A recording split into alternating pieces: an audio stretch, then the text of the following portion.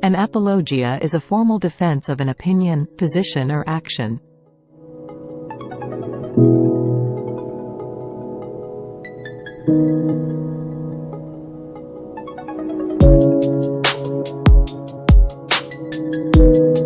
The term was later employed by John Henry Newman in his Apologia pro vita sua, a defense of one's own life, published in 1864. Newman presented a history of his religious opinions, showing how his opinions had been formed and how they had led him from Anglicanism to the Catholic Church. In modern usage, apologia describes a formal defense and should not be confused with the sense of the word apology, as an expression of regret. However, apology may mean apologia, depending on the context of use. The word apologia is derived from the root word apologos, meaning a speech in defense, and the corresponding verb form apologiastai, to speak in one's defense. The Greek philosophers Plato, Isocrates, and Aristotle described apologia as an oratory to defend positions or actions, particularly in the sense of a legal defense. Socrates believed an apology to be a well-thought justification of accusations made and represents this act of defending oneself in Plato's Apology. Socrates justified the claims made against him by being direct and honest. Socrates' attempts at justification rather than remorse were unsuccessful, demonstrating the complexity in apologies among individuals. The earliest English use of apologia followed from the Greek sense, a speech in defense. In 1534, Thomas More wrote his Apology. In 1590, a parallel meaning emerged, meaning a frank expression of regret.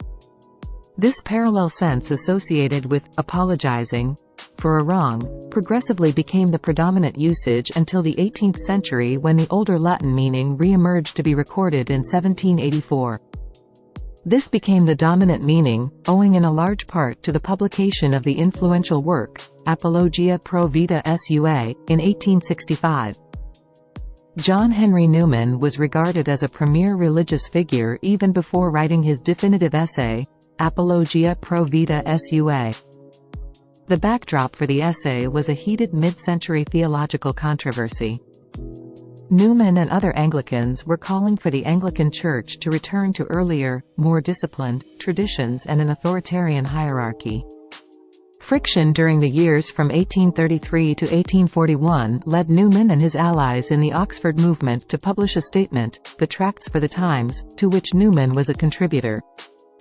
The tensions culminated in Newman's 1845 resignation as Anglican Vicar of St. Mary's, Oxford, and his departure from the Anglican Church, seeking to join the Roman Catholic Church. One of Newman's rivals was Anglican Charles Kingsley of the Broad Church Party, who responded to Newman's departure with written attacks impeaching Newman's truthfulness and honor. Newman's response was the flowing, almost poetic prose of the Apologia pro vita sua, offering a spiritual autobiographical defense to Kingsley's accusations. The book was ultimately very well received by Anglicans and Catholics and was influential in turning public opinion in favor of Newman. The book became a bestseller that remains in print today. 2 years after its publication, Newman was ordained by the Roman Catholics and soon became established as one of the foremost exponents of Catholicism in England. Roman Catholic writer Michael Davies later wrote a 3-volume work entitled Apologia pro Marcel Lefebvre, defending the SSPX founder, Archbishop Marcel Lefebvre.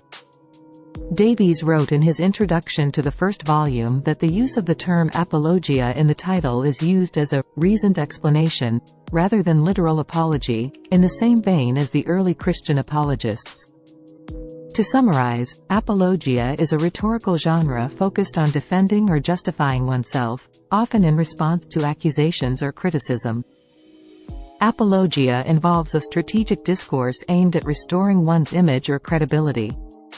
Apologia can be categorized into 4 primary strategies: denial, bolstering, differentiation, and transcendence. Denial involves outright rejection of the accusation. Bolstering seeks to strengthen the audience's positive view. Differentiation reframes the context to lessen the perceived severity. Transcendence redirects attention to higher values. Effective apologia balances acknowledging the issue while mitigating its impact, aiming to persuade the audience of the speaker's integrity and reliability.